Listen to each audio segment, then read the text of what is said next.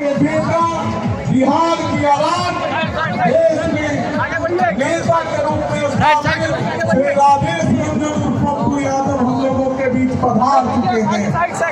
वंदे मातरम सेवा मंच परिवार श्री राजेश रंजन उर्फ पप्पू यादव जी का हार्दिक स्वागत अभिनंदन करता है।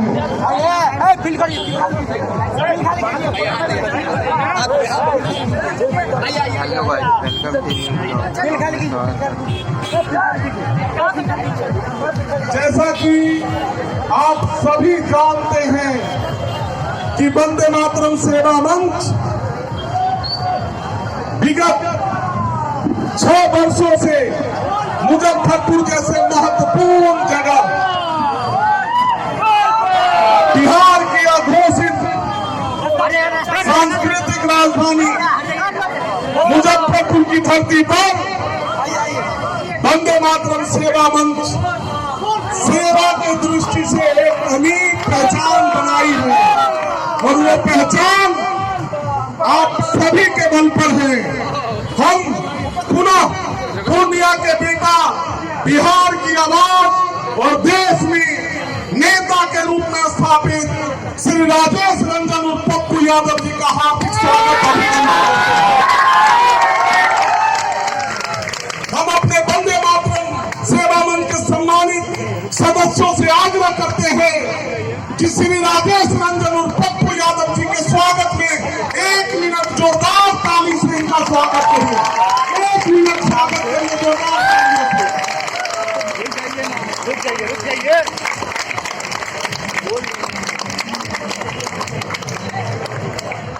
हम अपने सम्मानित इस आज के मुख्य अतिथि पूर्णिया के लोकप्रिय सांसद श्री राजेश रंजन और पप्पू यादव जी से आग्रह करते हैं कि आप आए और स्थान को ग्रहण करें। हम वंदे मातरम सेवा मंच के अध्यक्ष श्री राजीव सत्यम जी से आग्रह करते हैं कि आप भी अपने स्थान को ग्रहण करें। श्री विकास गुप्ता जी मन के संरक्षक हैं, उनसे भी आग्रह करते हैं कि आप स्थान को ग्रहण करें। रीना भारती जी आप सरपंच है, आपसे भी आग्रह करते हैं मंच को आप ग्रहण करें। हम सीधे हम व्यवस्था में लगे साथियों से आग्रह करते हैं कि दीप प्रज्वलित करने के लिए जो व्यवस्था है वो सीधे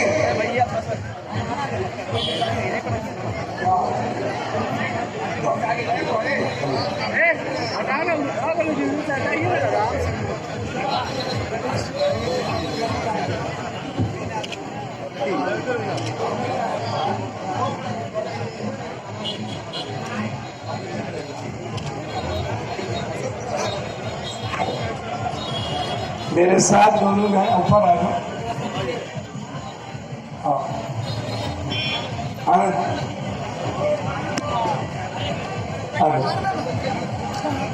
अध्यक्ष नहीं है, सब को पोस्ट किया है। सब लोग पीछे आ गए, पकड़िए।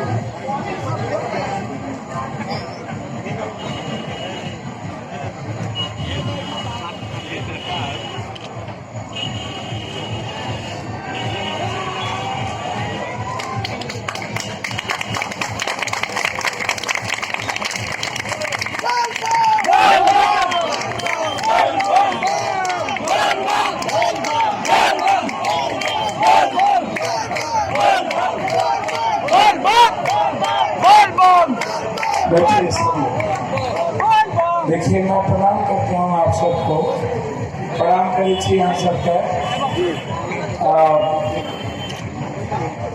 मेरे हृदय से आप सब मेरे लिए स्वाभिमान, सम्मान और अभिमान के पात्र हैं। आप सब पर पूरा मुजफ्फरपुर गौरवान्वित महसूस करता है। आप सब शिव भक्त हैं, मानव भक्त हैं। जो इस कमेटी के अध्यक्ष हैं बाबू सत्यम जी, बहुत ही बिना मिसाली एक नेक इंसान और इस कमेटी के सभी सम्मानित सचिव, महासचिव, कोषाध्यक्ष और सभी सदस्य, निश्चित रूप से आप सबके भीतर सेवा करने की, मदद करने की और लोगों के प्रति उसकी खुशियों के लिए जो समर्पण है, इसके लिए मैं इस पूरी कमेटी को, ये जो वंदे मातरम सेवा मंच निःशुल्क केंद्र जो है, आप पूरे परिवार को मैं हृदय से आप सबको प्रणाम करता हूँ। बहुत सारी मुबारकबाद। मैं इस मंच पर सभी विकास बाबू, डॉक्टर साहब, विकास बाबू, सरपंच साहब, हमारे जो भाई पूरा अनाउंस कर रहे थे, मैं उनका, हमारे सभी सम्मानित नेता जो यहाँ उपस्थित हैं विभिन्न ब्लॉक से, सभी का मैं इस मंच पर जो खड़े हैं जिनका नाम मैं नहीं ले पाया, उन सब का अभिवादन, अभिनंदन। ढेर सारी ईश्वर आपको एक नेक इंसान बनाए। देखिए, मैं 2 लाइन कहूँगा। मानो तो देव न तो पत्थर, आस्था की चीज है। ये जो सील है ना, 13,500 वर्ष पहले इस दुनिया में शिवो शक्ति सीमामान एक विराट दिव्य भाव लेकर के इस दुनिया में आए और प्रथम गुरु के रूप में उन्होंने ही मानव कल्याण और विश्व कल्याण की बात की। उनका लाइन ही था, आत्म मोक्षार्थम जगत हिताय च, संपूर्ण मानव का कल्याण और खुद के मोक्ष की कल्पना। हम मोक्ष की ओर तभी बढ़ पाएंगे जब शिव के सच्चाई के रास्ते, शिव के विराट भाव, शिव परिवार है हम लोग कोई अलग अलग खून नहीं है। हम लोगों की विचारधारा अलग अलग हो सकती है, सहमति और असहमति हम सब परिवार के बीच अलग अलग हो सकता है, लेकिन रिश्ता एक ही है, खून एक ही है। हम लोग भाई भाई के बीच में विचारधारा के कारण मतभेद रहता है, हम लोग अलग नहीं हैं और इसी को कहा जाता है शिव परिवार। इसी को हम कहते हैं वसुधैव कुटुंबकम, वसुधा से भरा कुटुंब।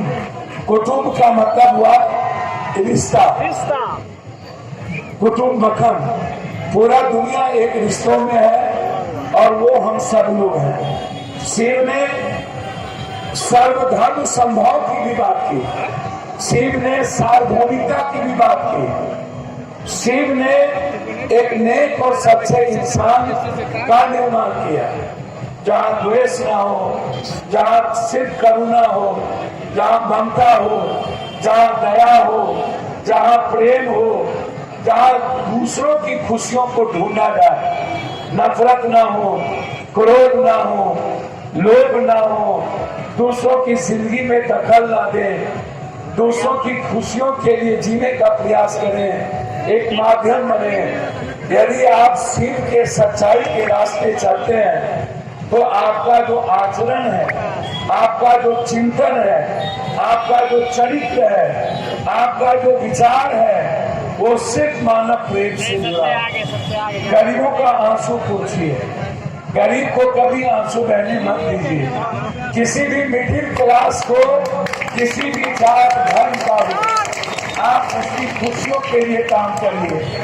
आपके भीतर यदि जाति की भावना होगी, आपके भीतर यदि गरीब और अमीर के बीच का फर्क होगा, आप एक अच्छा इंसान नहीं बन पाएंगे। आप यदि जाति बन जाएंगे, धर्म मजहब बन जाएंगे, तो फिर शिव की आराधना आप नहीं कर सकते। शिव का मतलब ही है संपूर्ण सरेंडर, इंसान के प्रति कंप्लीट समर्पण कर देना। इसीलिए सत्यम जी, आपने एक विराट 6 सालों से या 12 सालों से, अगले बार भी मैंने आपसे कहा था कि आप बहुत ही, आपका जो चेहरा है, आपकी जो मासूमियत है, आपने जो भोलापन है, वो आपके भीतर की जो अच्छाई है, वो प्रतिबिंब है सत्यम आपका। आइए अजय जी। वो आइए हमारे स्वयं प्रकोष्ठ के अध्यक्ष भी, हमारे पूर्व अध्यक्ष भी, हमारे नगर महासचिव भी विकास से पीछे हो गए थे सब लोग।